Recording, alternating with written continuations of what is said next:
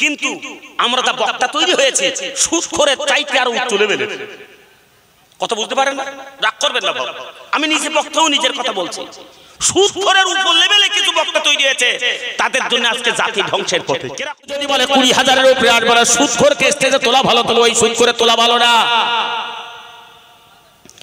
জাতি প্রথমে মৃত্যু, এরপরে অ্যাকশন ধর্ম কব, কথা বলতে পারলেন? এখন টাইম তো এক মৃত্যুর পরেই মনে হয় খবর হয়ে যাবে আজকে। হ্যাঁ, এক মৃত্যুর পরেই আজকে টাইম শেষ। আমি যতটা আইডিয়া বুঝতে পারছি, তাফসীর খুব লম্বা চওড়া বাব মৃত্যুর উপরে। খেয়াল করে শুনে নেন, বিশ্বনবী রাসূলুল্লাহ সাল্লাল্লাহু আলাইহি ওয়াসাল্লাম জানিয়ে দিয়েছেন, শোনো,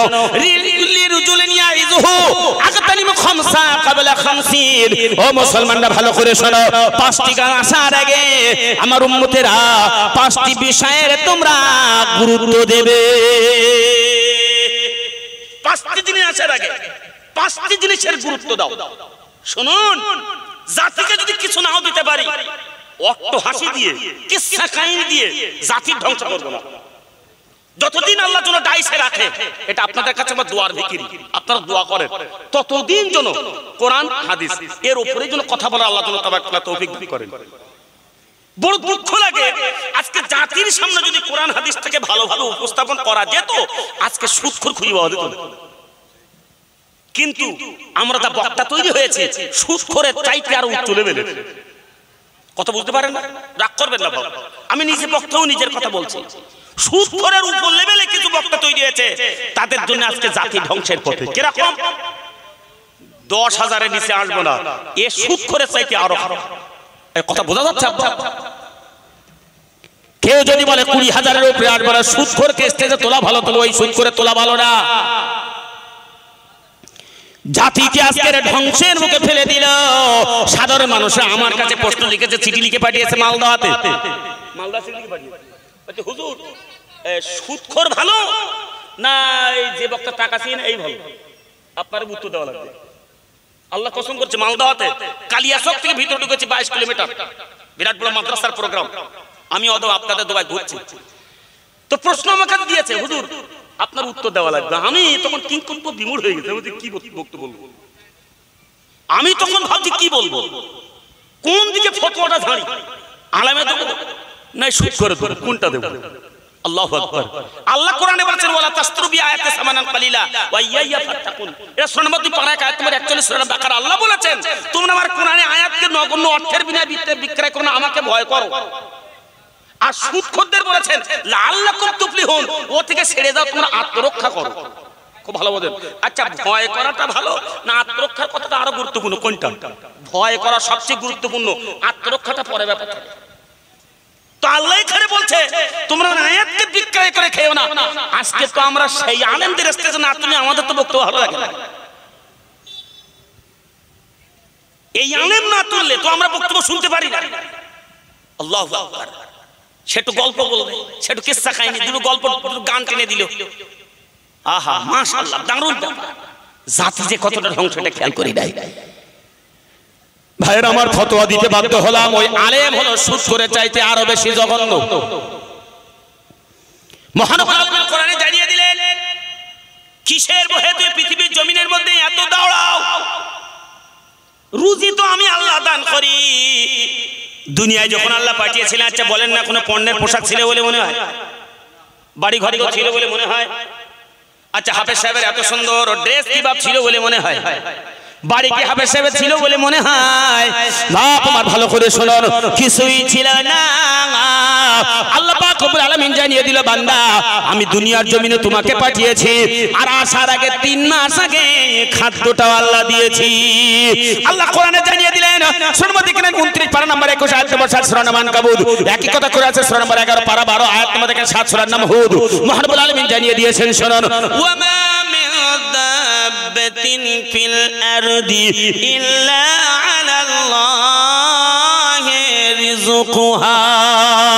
অপর জায়গায় আল্লাহ পাক বলে দিয়েছেন, আকায়াম মিন দাব্বাতিন লা তাহমিল আলা রিজকুহা ওয়াল্লাহু ইয়ারযুকুহা ওয়া ইয়্যাকুম ওয়া হুয়াস সামিউল সামিউল আলিম।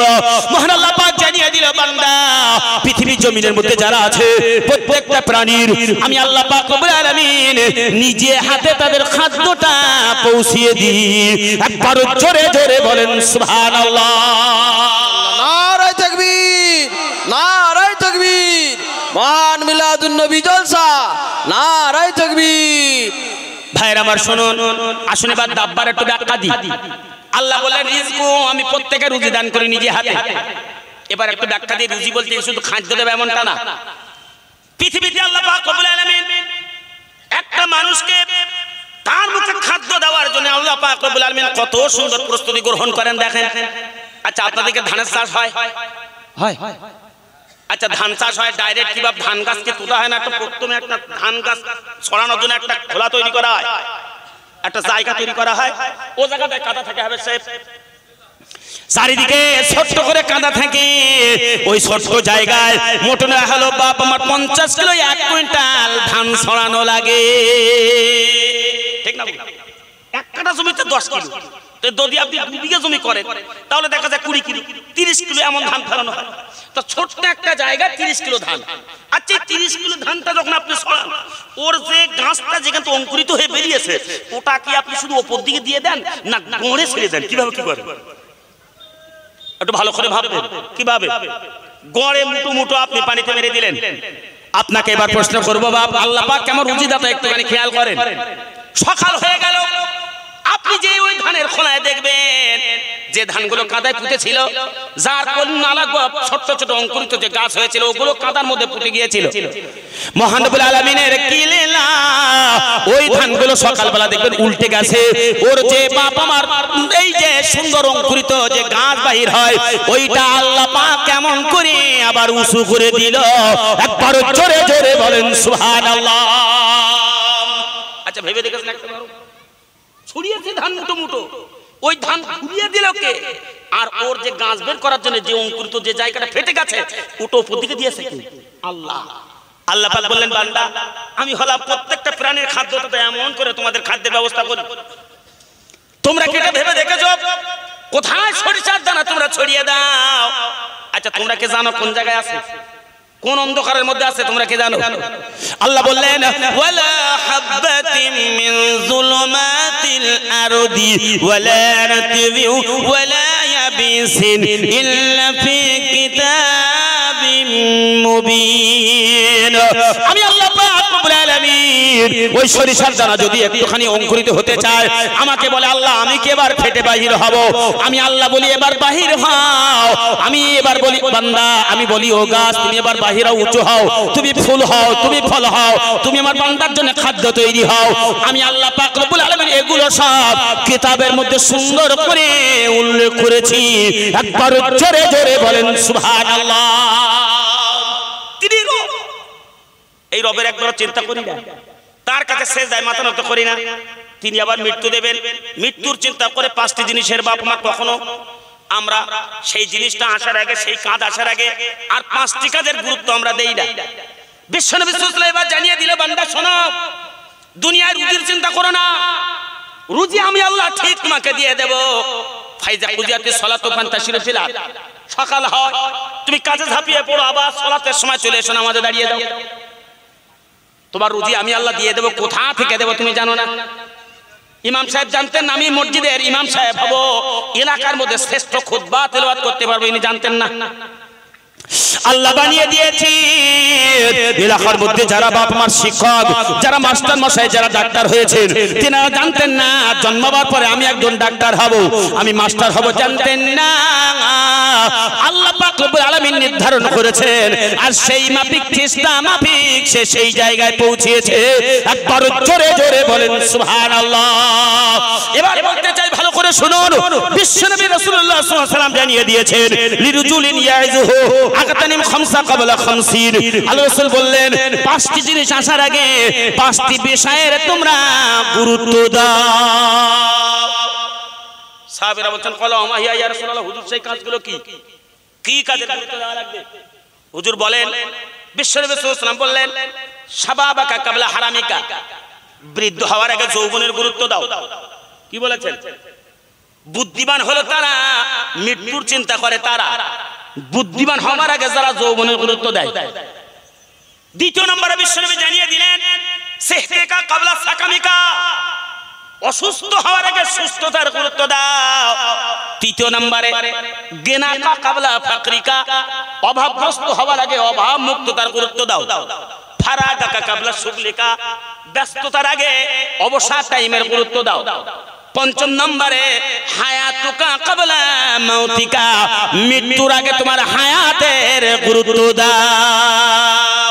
কটা কাজ? এই পাঁচটি কাজ যারা নিয়ে চিন্তা করে, এই পাঁচটি কাজে যারা গুরুত্ব দেয়, পৃথিবীতে এরাই হলো মৃত্যু চিন্তা করে, এরাই হলো বুদ্ধিমান, এরা পরীক্ষায় পাস করবে। এক কে বলতে পারবেন পাঁচটা কাজ কি বলেছে? একজন বলতে পারলে 100 টাকা দেবো। কে বলবে? তাহলে বলবো যে হ্যাঁ আপনারা বক্তব্য শুনছেন। শোনা সুর শুনতে না তো, শুধু কথা শোনেন, সুর বাদ রাখেন, কথাগুলো শোনেন। বিশ্বনবী সাল্লাল্লাহু আলাইহি ওয়াসাল্লাম 1 নম্বরে জানিয়ে দিয়েছেন শুনুন, বাবা মার বৃদ্ধ হওয়ার আগে যৌবনের গুরুত্ব দাও। দ্বিতীয় নম্বর অসুস্থ হওয়ার আগে সুস্থতার গুরুত্ব দাও। তৃতীয় নম্বর অভাবগ্রস্ত হওয়ার আগে অভাব মুক্ততার গুরুত্ব দাও। চতুর্থ নম্বরে ব্যস্ততার আগে অবসর টাইমের গুরুত্ব দাও। পঞ্চম নম্বরে মৃত্যুর আগে হায়াতের তোমরা এবার গুরুত্ব দাও। তোমাদের জীবন যেন তোমরা পিঁপড়ের মতো কাটিও না। যদি পিঁপড়ের মতো কাটাও তোমরা বাড়ি কিন্তু কোনোদিন ফিরতে পারবে না। পিঁপড়ের মতো মানে কি? আপনি পিঁপড়ে দেখেছেন? পিঁপড়ে কোথাও যদি মধু পড়ে থাকে আর কোথাও যদি গুড় পড়ে থাকে, আচ্ছা ওর মধ্যে ডুবে মরে কেন? কারণটা কি? আপনাকে তো অন্বেষণ করা। ওর মধ্যে ডুবে মরে তার একটাই কারণ হলো, ও মনে করে ধারে যদি এত মিষ্টি হয় তাহলে মাঝখানে আরো কত মিষ্টিটা ঠিক নেই। আচ্ছা মক্কেল খাচ্ছিল ধারে খা, ওর মাঝখানে দেওয়ার দরকার নেই। ও যখন মধু পায় ও ধারে খায়, খেতে খেতে আস্তে আস্তে হামাগুড় দিয়ে মাঝখানে যায়, মনে করে মাঝখানে বোনার টেস্টটা আর একটু বেশি। মাঝখানে যে খেয়ে পেট ভর্তি করে আর মক্কেল লড়তে পারে না। এবার মনে করে বাড়ি যাওয়া লাগবে। ফেরার কথা বাপ আমার মনে পড়ে যায়, কিন্তু সেটা তার সম্ভব নয়। এদিকে শরীর ভারী, পা দুটো বাপ মিষ্টির মধ্যে ডুবে গেছে, যতই নড়বে ওর মধ্যে ডুবে থাকবে, ওর উঠতে কোনো প্রকারে পারবে না। আমাদের অবস্থাও ঠিক অনুরূপ, দুনিয়ায় এসে অবস্থাটা এই জায়গায় পৌঁছিয়েছে। দুনিয়াটা মনে করেন একটা মধুর দোলা, এটা হলো একটা মধুর টব। এখানে আমাকে আপনাকে পিঁপড়ে মনে করেন। আমরা যদি ধারে খেতাম আর যদি বাড়ি ফেরার চিন্তাটা করতাম, তাহলে মাঝখানে আমরা যেতাম না। আমাদের চিন্তা তো মাঝখানে যাওয়ার। চিন্তা ভাবনাটা কেমন ভালো করে শুনুন। এখনো ঘর করেছি, রং করতে পারিনি, বাড়ি করলাম দোতলা করতে পারলাম না, বাপ এখনো প্লাস্টার করেছি, টাইলস লাগাতে পারিনি, এখনো একটা ব্যালকনি সুন্দর করে তৈরি করতে পারিনি, গ্রিলটা ভালো করে রং করতে পারিনি। আস্তে আস্তে আপনি ডুবতে শুরু করলেন, আখিরাতের চিন্তাটা আপনার কম হয়ে গেল। শেষ পর্যায়ে এমন হবে আপনার সামনে এবার আজরাইল উপস্থিত হলো, আবার আপনার কে বাপ মার জান কবজের জন্য এসে গেল। তখন আপনি যতই যাই করেন না কেন আর ফেরার রাস্তা পাওয়া যাবে না। কোথা আছে কোরআনুল কারীমের মধ্যে? সূরা নম্বর দেখে নেন 63, পারা নম্বর দেখে নেন 28, আয়াত নম্বর 9, 10, 11। সূরার নাম দেখেন মুনাফিকুন। মহানবুল আলামিন কোরআনুল কারীমের মধ্যে জানিয়ে দিয়েছেন, শুনুন, ইয়া আইয়ুহাল্লাযীনা আমানু লা তুলহিকুম আমওয়ালুকুম ওয়ালা আওলাদুকুম আন যিকরিল্লাহ ওয়া মান ইয়াফআল যালিকা ফাউলাইকা হুমুল খাসিরুন। আল্লাহ জানিয়ে দিলেন, ও পৃথিবীর মুমিনেরা শোনো। এখানে অন্য কাউকে আল্লাহ ডাকেনি, আমাদেরকে ডেকে বলছেন, মুমিনেরা শোনো, ইয়া আইয়ুহাল্লাযীনা আমানু, ও ঈমানদারেরা, লা তুলহিকুম আমওয়ালুকুম, তোমরা শোনো, দুনিয়ার মহব্বতের মধ্যে পড়ে, মাল সম্পদের মহব্বতে পড়ে, সন্তান সন্ততির মহব্বতে পড়ে আনিস যিকরি, আমার জিকির থেকে যেন সরে যেও না। ওয়া মাইয়া পাল, যদি তোমরা সরে যাও, ফাউলাইকা হুমুল খাসিরুন, ওই পিঁপড়ে যেমন বাড়ি যেতে পারিনি তোমরাও সেদিন কিন্তু বাড়ি আর কোন প্রকারে যেতে পারবে না। এবার আজরাইল তোমার সামনে এসে যাবে, তখন তুমি এবার আজরাইলকে বলবে ওয়া আনফিকু মিম্মা রাযাকনাকুম মিন ক্বাবলি আই ইয়াতিয়া আহাদাকুমুল মাউত ফায়াকুলা রাব্বি লাউলা আখখারতানি ইলা আজালিন করিব ফাআসাদদাকা ওয়া আকুম মিনাস সালিহিন। এই বক্তব্য যখন তোমার তুলে দিও না, আজরাইল যখন দেখতে পাবে, আজরাইল যখন তোমার সামনে আসবে, এই বক্তব্যটা বন্ধ রেখে তোমার বক্তব্য দিও না। তখন বক্তব্যটা কি হবে? ওই পিঁপড়ের বক্তব্যটার মতো অবস্থা হবে।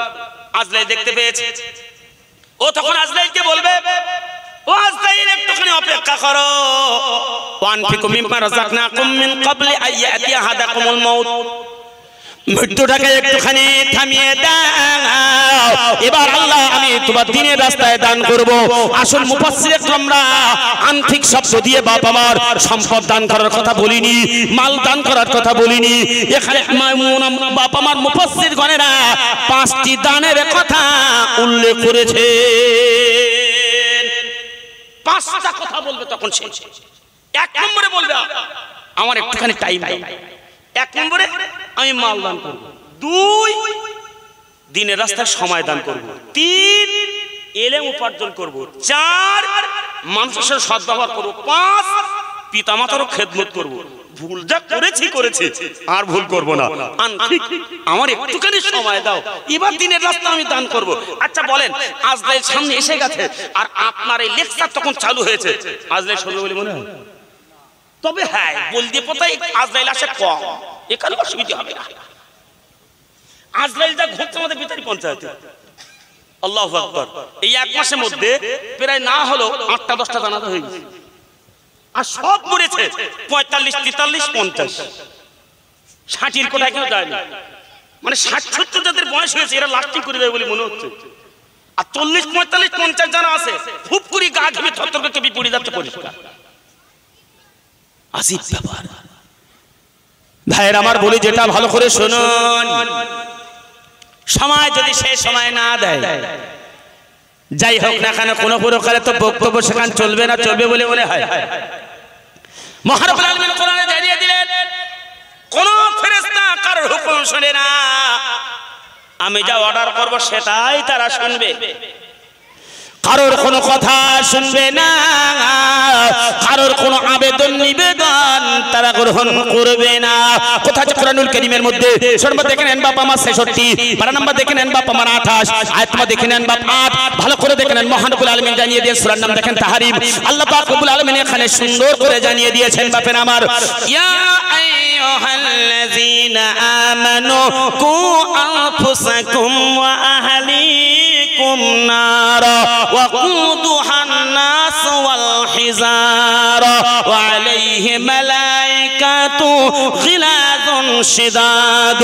মহারব্বুল আলামিন জানিয়ে দিয়েছে, বান্দা সরো, নিজে বাঁচো, তোমার পরিবারকে বাঁচাও। আরো বলি বান্দা ভালো করে শুনে নাও, সেদিন জাহান্নাম থেকে আমি আল্লাহ পাক রব্বুল আলামিন তৈরি করেছি।